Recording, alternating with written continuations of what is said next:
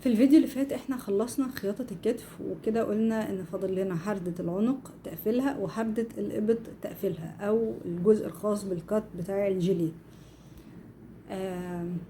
الفيديو بتاع النهاردة الهدف منه ان احنا نحول ده لده. علشان نعمل كده هنحتاج ان احنا نشتغل بقى غرزة الجيرسي في الاتجاه اللي كده من البلوفر بدل من فوق لتحت، لا ده احنا هنشتغل اتجاه جانبي. موضوع بسيط جدا وبيدي فعلا للجيلي بقى شكل الفينيشنج اللي احنا متعودين عليه في الجيليهات بقى، الحاجات اللي احنا بنشتريها جاهزه من بره. هنحتاج ان احنا نعمل كاست اون لعدد الغرز اللي هنا ونشتغلها غرزه عدله غرزه مقلوبه لحد ما نوصل للطول اللي احنا عايزينه. في حالتي هنا انا عملت 7 صفوف. بعد ال7 صفوف 2 4 6 7، بعد ال7 قفلت. فنجيب الابره اللي احنا اشتغلنا بيها ونجيب الخيط ونشوف هنعمل ده الناحيه التانية ازاي. هنعمل كاست اون او هنلقط من هنا.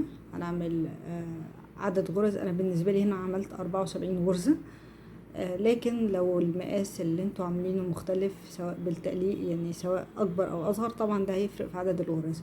لكن التكنيك اللي احنا بنعمل بيه ان احنا بنلقط غرزة 2 وبعدين نعدي غرزة نلقط تالتة وبعدين نكمل 1 2 نسيب غرزة ونلقط في الغرزة اللي بعديها. ايه الكلام ده هنشوفه دلوقتي. انا جبت الخيط اللي انا هشتغل بيه وجبت الابرة بتاعتي. في ناس بتستعمل في التقفيلات الكم والحدة العنق ابرة اصغر، بس انا هعمله بنفس الابرة لان انا اوريدي الابرة اللي انا بشتغل بيها مش ابرة كبيرة. هبتدي من عند بين الفرعين بتوع الغرزة اللي على الحافة وهشتغل اول غرزة. بعد كده اللي بعديها الغرزة اللي بعديها اهي اعمل غرزة ادي يبقى كده ايه 1 2 في الغرزتين اللي ورا بعض. الغرزة اللي بعديها على طول المفروض دي، بس انا مش هشتغل دي، انا هشتغل اللي بعديها ويبقى كده دي رقم 3. تمام. وبعد كده هشتغل الغرزة اللي بعديها عادي القطها 1. الغرزة اللي بعديها 2.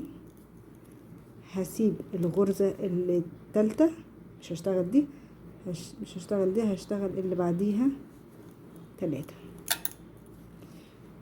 وبعدين اشتغل الغرزة اللي بعديها واعد 1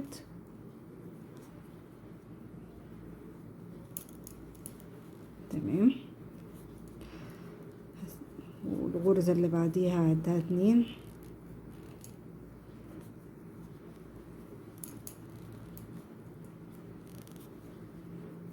وبعدين هسيب اللي بعديها التالتة واعمل اللي بعديها اعدها دي ل3.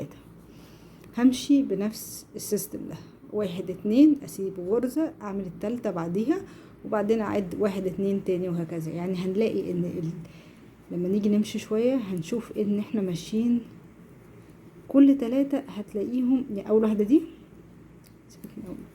هتلاقي المفروض ان احنا ماشيين اول بداية بتاعتنا 2 وبعد كده هتلاقي ان كل 3 ماشيين جنب بعضيهم.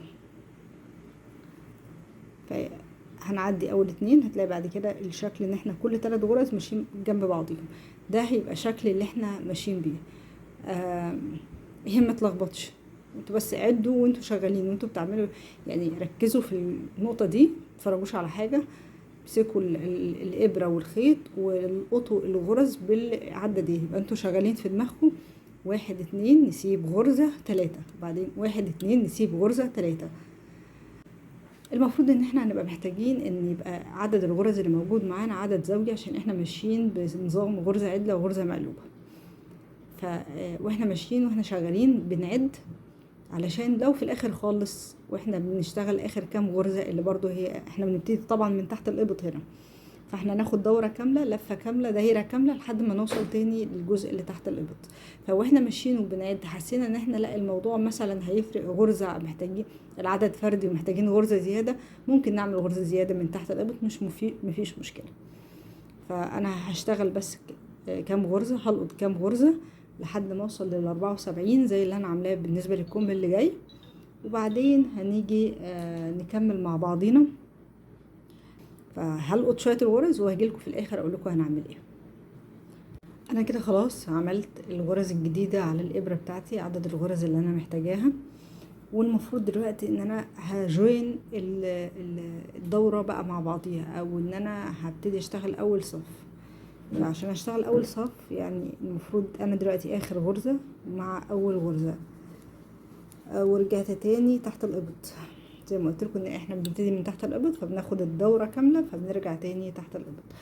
طيب وهنبتدي المفروض نشتغل غرزة الجيرسي، بس في نقطة.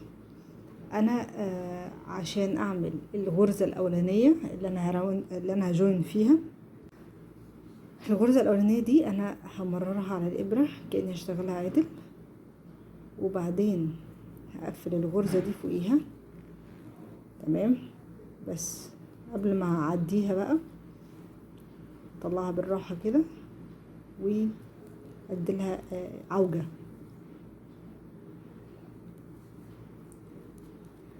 بعد كده انا هجيب ماركر، ممكن يا اما الابرة دي يا اما تعملوا ماركر بالخيط زي ما قلنا، وهتبقى بداية الدورة بتاعتي اهي. واشتغل بقى واحدة عدلة واحدة مقلوبة زي ما بنعمل الجيرسي عادي جدا.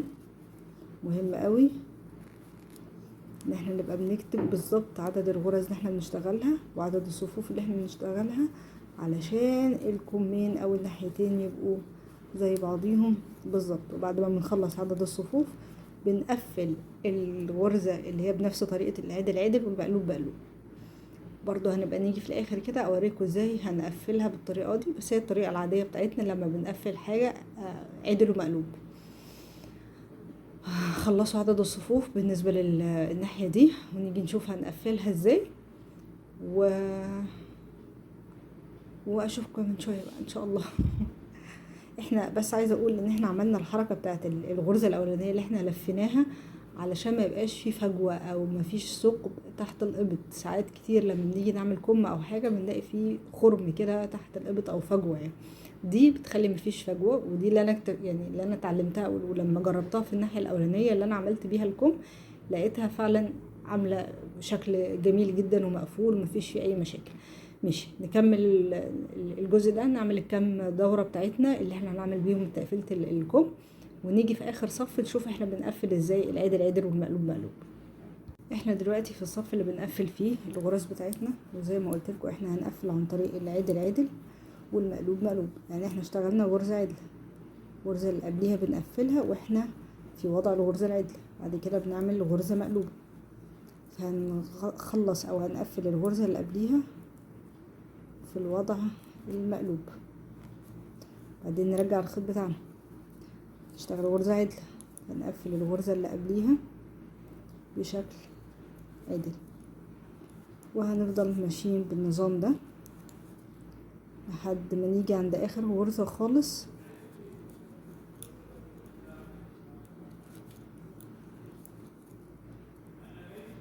تمام تمام.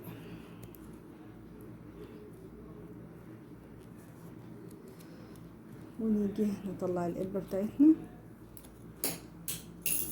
نقص الخيط بس حتة طويلة شوية عشان انا عايزة الحتة الواسعة اللي هنا دي اخيطها. الاول اقفل الغرزة زي ما نقفل اخر غرزة المنظر ده، وباجي عند اول غرزة ضيقة اروح عاملة كده ماشي، وبعدين اجي هنا كده